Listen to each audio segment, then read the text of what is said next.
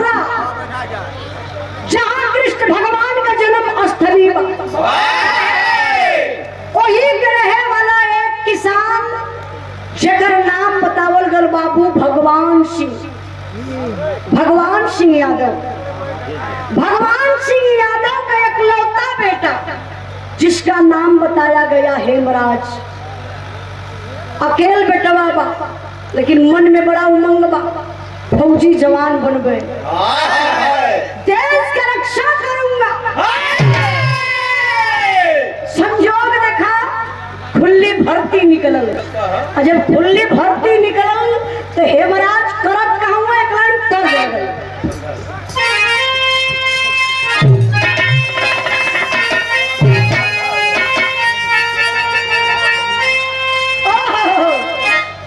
बड़ी बढ़िया लगल बा, कोनो देवर भौजाई के बीच के बात बा।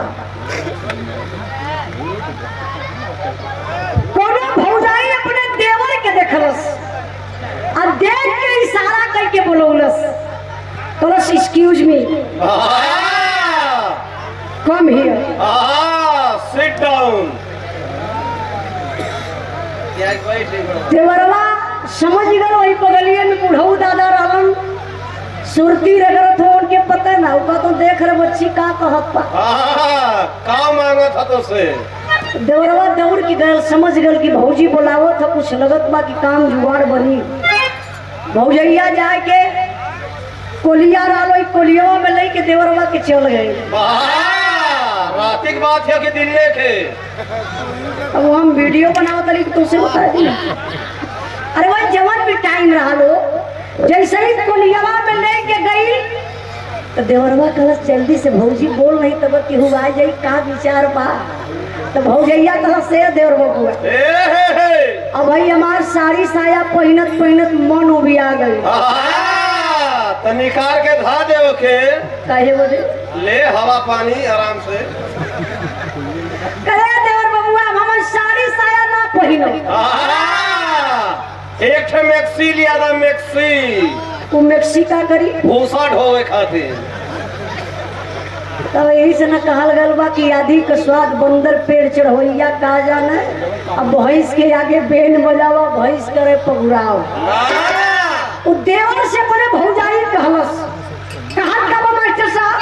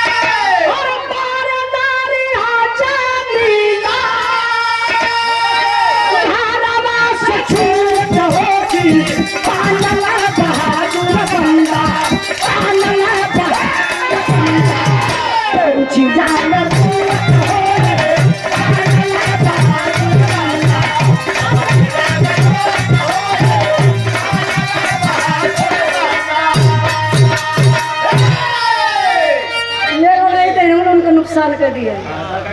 ले ला ले ला ले ला ले ला दिया में तना जोर से चच्चा के ले ला ले ला ले ला इनका जोश ना दवाइए ऐसे जोश जी।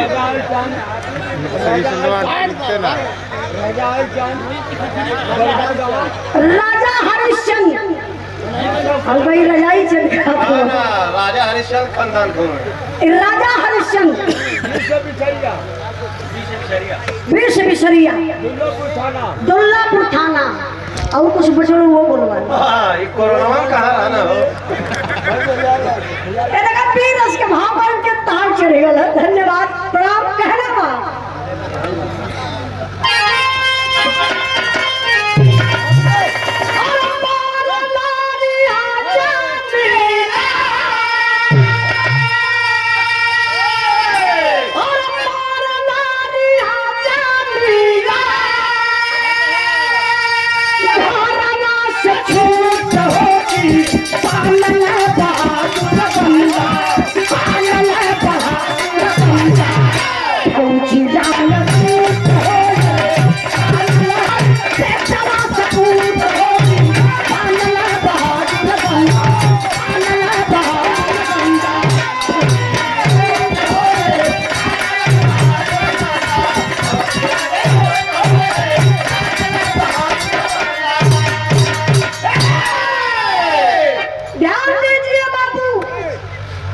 जवान बनना बहुत आसान बात नहीं है।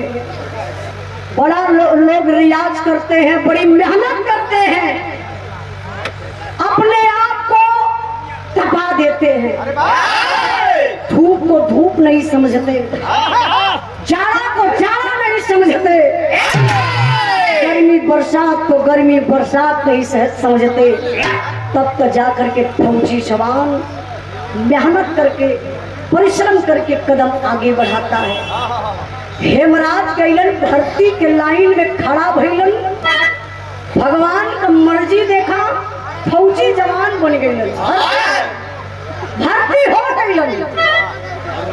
अगर भर्ती हो गइलन तो ड्यूटी कहाँ लगल बा?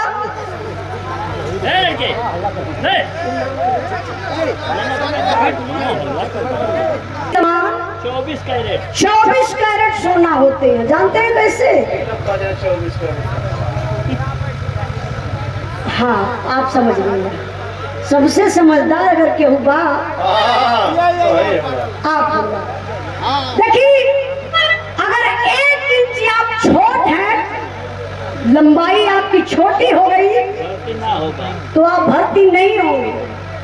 थोड़ा से कहीं चोट लगल बा, आपको उंगली कटल बा या कहीं और चोट ऐसा लगल बा, आपको भर्ती नहीं लेंगे लोग। इसलिए बताया जाता है कि फौजी जवान 24 कैरेट सोना होते हैं। गीता के पेट में बच्चा पले लगल, 9वां महीना लगल बा, प्रसव का बेला बा। फौजी जवान घरे आइल हो, रात का टाइम देखे बाबू, समय बीतल, गीता के बेटा पैदा भइल बा। घर में बड़ी खुशी बा, लेकिन हाँ साहब नहीं के दे दिया। देखिए, अरे जा भाई जल्दी जा, परमिशन से है जल्दी। जवान के छुट्टी मिलल बा, 9वां महीना लगल बा। जैसे मेरे बीरबल भैया हो, यही तरीके से बाबू समय बीतल, घर में बेटा पैदा भइल बा, खुशी का माहौल बा, घर में सोहर होत बा, मंगल गीत होत बा। कबले सीमा से फोन आ गया, कुछ फौजियों की जरूरत है, सीमा पर चले जाइए। देखिए, यही होती है एक फौजी जवान की जिंदगी। फौजी जवान हेमराज सारी खुशी को दिल में छुपाता है और ड्यूटी पर चल देता है। चलत कैसे हुआ मास्टर, गीत बदल गई।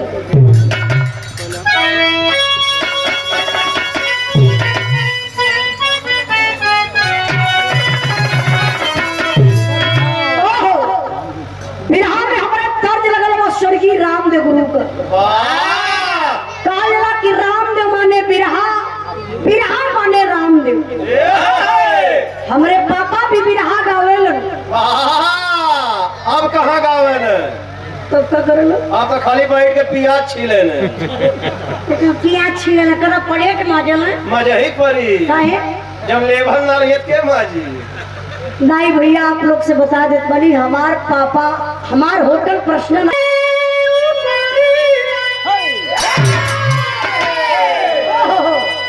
तोहार वाली है, तोहार वाली वो इनके कलर वाली गीत लग गई। क्या बात है? अरे आ जा, आ जा, आगे पीछे देख के बजाओ करा।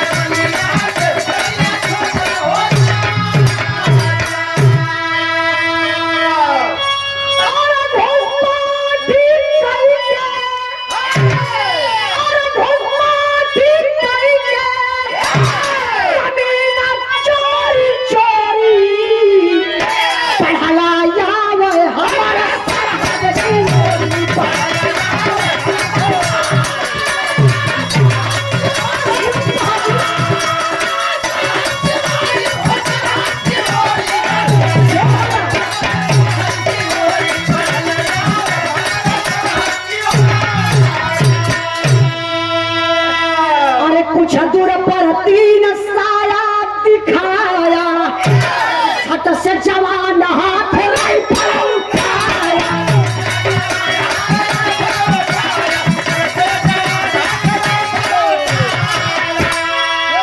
और दुश्मन हटा पीछे, और दुश्मन हटा पीछे।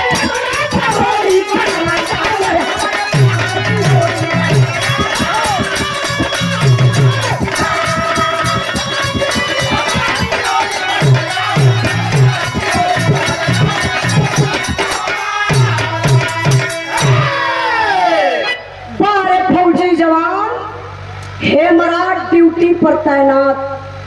ड्यूटी कहाँ लगल बा? जहाँ हिंदुस्तान पाकिस्तान का बॉर्डर बा। तब तक बाबू गजब हो जाता है।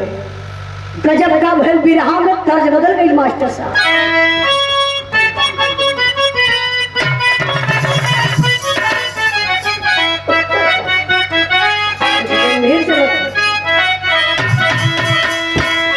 मैटर कुछ गंभीर लगत, दादा डूबल हो, लेकिन हो तब सरगी रात गुरु का गावल बा। बड़ा प्यारा तर्ज मास्टर साहब बजौला, तनी फिर से बजा दा।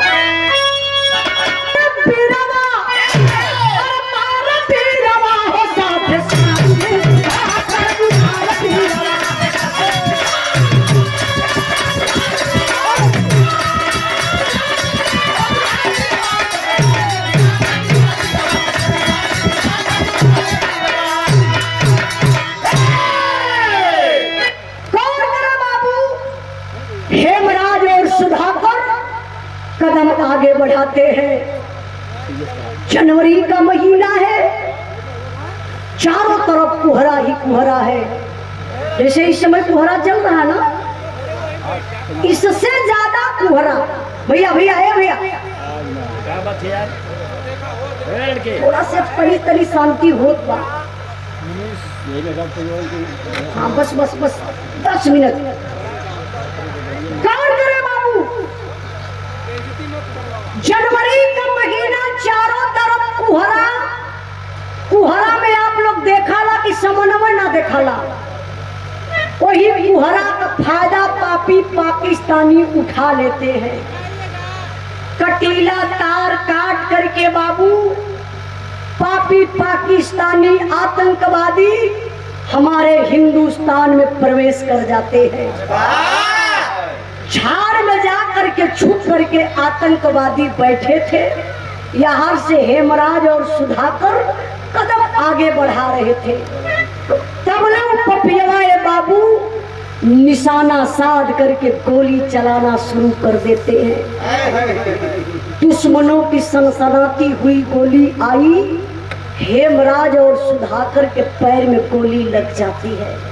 देखिए वो पापी पाकिस्तानी, वो आतंकवादी सीना में भी गोली मार सकते थे, सर में भी गोली मार सकते थे, लेकिन नहीं, उनका मिशन था, उनकी सोच थी कि हमें हिंदुस्तान का जिंदा फौजी मिलेगा तो हम हिंदुस्तान का राज पूछेंगे, हिंदुस्तान पर हमला करेंगे।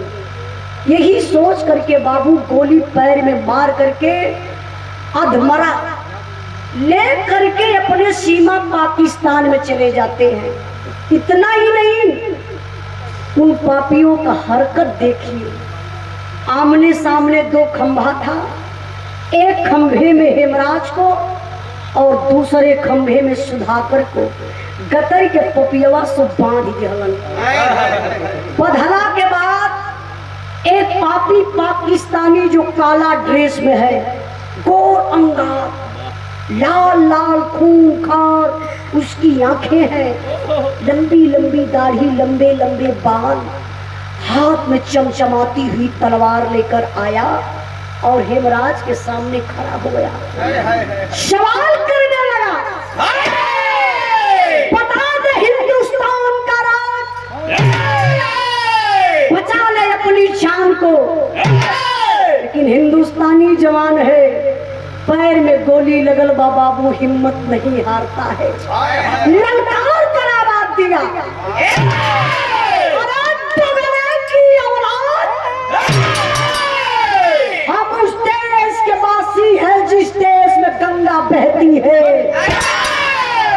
नहीं बताऊंगा रे साले हिंदुस्तान का राज, जो करना है सो कर ले मेरे साथ। ई पपियवा कलो सरे साला, ए पाकिस्तान है पाकिस्तान, हिंदुस्तान नहीं है जो तू इतना गरज कर बोल रहा है। तू क्या गंगा दिखाएगा? मैं दिखा देता हूँ कि तेरे भारत की गंगा कैसे बहती है। खींच के तलवरिया चलौलस बाबू, ये हेमराज का दहिनी पहिए काट ले। शरीर का बैलेंस बिगड़ गया, जैसे ट्यूबवेल से पानी निकले ऐसे शरीर से छर छर खून कोई जमीन पर पहुंचे लगल। कहलस आतंकवादिया, देख ले साले, यही है तेरे हिंदुस्तान की गंगा। अगर तू बता दिया होता हिंदुस्तान का राज तो तेरे साथ मैं ऐसा कस्तई नहीं करता। अब लई के तलवरिया ये बाबू चलल बा पपियवा और सुधाकर के पास, खंभा में बदल शरीर बा। सुधाकर सोच रहा कि औरत बा पापी, पहले बाँव के काटी। सुधाकर कहला, भाई मेरी बाँव को मत काटना, मेरी बाँव को मत काटना, मैं तुझे हिंदुस्तान का राज बता दूंगा। ये पपियवा पाकिस्तानिया समझ गए, वो डर रहा है, हिंदुस्तान का राज बताएगा। ये पपियवा दौड़ के बाबू जाता सुधाकर के पास। आई बतिया हेमराज सुनत रहलन। देखिए हिम्मत जवान पर, पैर में गोली लगी है, बाँह कटी हुई है, दर्द में है जवान, लेकिन गरज कर बोला। दोस्त को अपने अलर्ट किया, जा बोला मत, कुछ कहा कि नहीं पड़े, हम के समझदार वो समझा। अलर्ट किया जवान को, अरे सुधाकर भाई ना, तुझे झंडे तिरंगे की कसम, तुझे तेरी वर्दी की कसम, तुझे धरती माँ की कसम, एक भी राज मत बताना रे सुधाकर।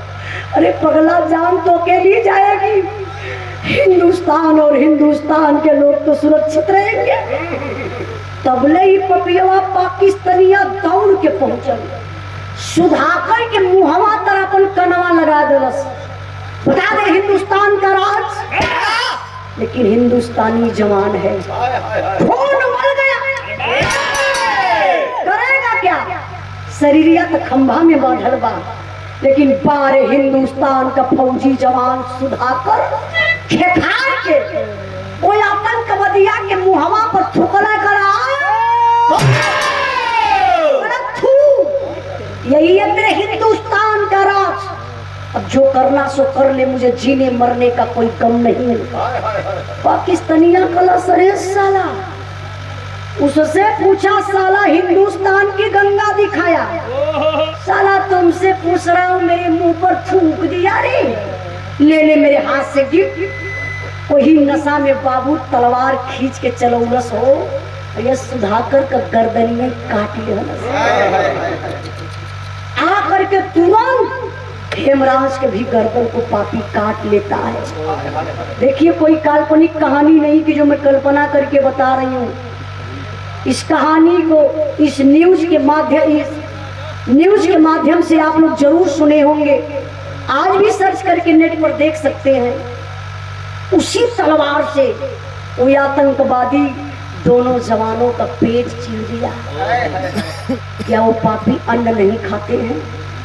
वो इंसान नहीं है? उनके सीने में वो दर्द नहीं है, वो पीड़ा नहीं है? एक इंसान के साथ एक इंसान ऐसी हरकत कर रहा है। दोनों जवानवन का बाबू यही से पेटवा चीर के पेट का जो सारा सिस्टम है निकाल कर फेंक दिया, पेटवा के खोखा बना दलस। अब देखिए ए भैया, फौजी भैया, एक भयंकर बम हेमराज के पेट में, एक दूसरा भयंकर बम सुधाकर के पेट में रख के पपियवा सो सिलाई कर वर्दी पहनाए के हाई गर्दन अपने सर जवनवा अपने पाकिस्तान सीमा में रखल, आ यही से धड़ बम फिट करके वर्दी पहनाए के ले आए के रातों रात हिंदुस्तान सीमा में कर गई। वो पापी पापी हिंदुस्तान के सीमा में करते हैं दोनों जवानों की लाश, कि इसमें बम रहेगा, जितने आसपास जवान रहेंगे इस लाश के साथ छेड़छाड़ करेंगे, हिंदुस्तान के जवान मारे जाएंगे। देखिए उन पापियों की सोच। लेकिन कई दिन बीत गया, 2 जवानों का पता नहीं चल रहा, सीमा पर खलबली मचल रहा। समय बीतल, कई जवान बाबू ड्यूटी करते करते उधर जाते हैं झाड़ी के तरफ, तो दोनों जवानों का पैर देखते हैं। थोड़ा से करीब में जवान जब गए तो अवाक हो गए, देखते हैं कि सर का पता नहीं, दोनों और जवानों की बांह कटी है, पेट काफी ऊंचाई में सूजा हुआ है, कलर दाल में कुछ काला है। अगर वो जवान जाकर के लाश को उठा लेते तो विस्फोट हो जाता, वो जवान मारे जाते। लेकिन बाबू चेकअप करने वाली मशीन आई तो पता चला कि दोनों जवानों के पेट में भयंकर बम है। उस बम को सुरक्षित निकाला गया, लाश के ले जाए के फौजी जवान कैंप में गमी मनावत हो। वहाँ का बात आप लोग वही जो छोड़ दी, तनी से आप लोग दिमकवा लेके चला मथुरा। हेमराज का दुल्हन गीता स्नान करके बेचारी श्रृंगार करे बैठल ही, तब ले दुनिया का मालिक के असगुन दिखा देना। अच्छा असगुन का दिखावत हो हमारे बिरहा के वीर रस में करुण रस का भाव मास्टर साहब।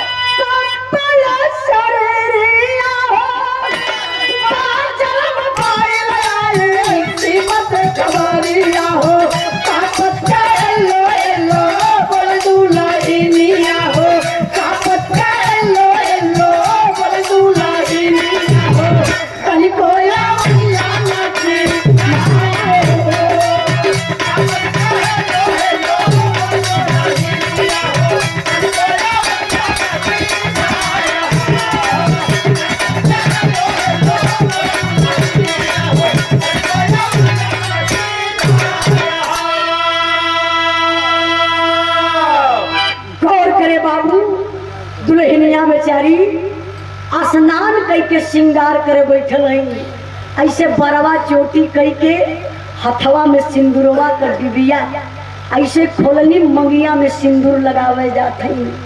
बाबू तबले अचानक शरीर अंदर से कांपल और सिंदूर का डिबिया वही जमीन पर गिरल, सारा सिंदूर बिखर गया। दुल्हन कलेजा पे हाथ रख ली, कली दुनिया के मालिक हमरे सोनू के पापा के कुछ कहीं न हो, जहाँ रहे सुरक्षित रहे। ऐसा या चरवा से बाबू सेनुरा के बेचारी बटोरत न हो। तबले तो सीमा से फोन आई गए, फोन के करवा नया नंबर बा। दुल्हनिया समझ गई कई दिन हो गल बा, सोनू का पापा फोन ना करत रहा, फोन ना लगत रहा है। हमके लगत बा कि नंबर चेंज करके फोन करत हुआ।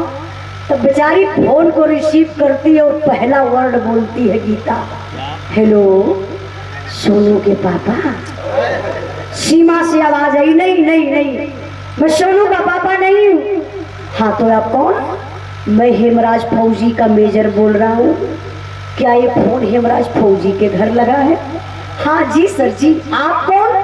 सर मैं उनकी मैडम गीता हूँ। सर एक बात बोलूँ? मेजर साहब बोले हाँ बेटा बोलो क्या बात है? कहें कि कई दिन से सोनू के पापा से बात नहीं हो पा रही है, नंबर नहीं लग रहा, प्लीज सर मेरे सोनू के पापा से बात करवा दीजिए। मेजर साहब का कलेजा कांप उठा। एक दुल्हन पति का इंतजार कर रही है, बात करने के लिए कह रही है। मैं कैसे इस गम को, इस बात को कैसे बताऊं कि तुम्हारा पति इस दुनिया में नहीं है, शहीद हो गया। हिम्मत अंदर से मेजर साहब की नहीं पड़ रही है, सोच रहे हैं क्या करूं। फिर बोलते हैं मेजर साहब बेटा गीता कोई और परिवार में है क्या, जरा किसी और को फोन दीजिए। गीता कली सर इस समय तो मैं ही हूँ, बोलिए क्या बात है। मेजर साहब बात घुमाए देने बाबू, गीता के वही फोनवा पर बतावे शुरू कर लगे। अच्छा बतावत कैसे हुआ, इहो गरुड़स का भाव बा, कहना बा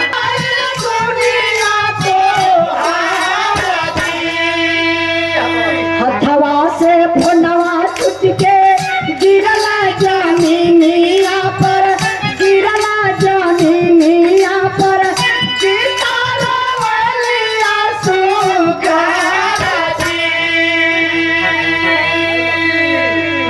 पूछिए बाबू।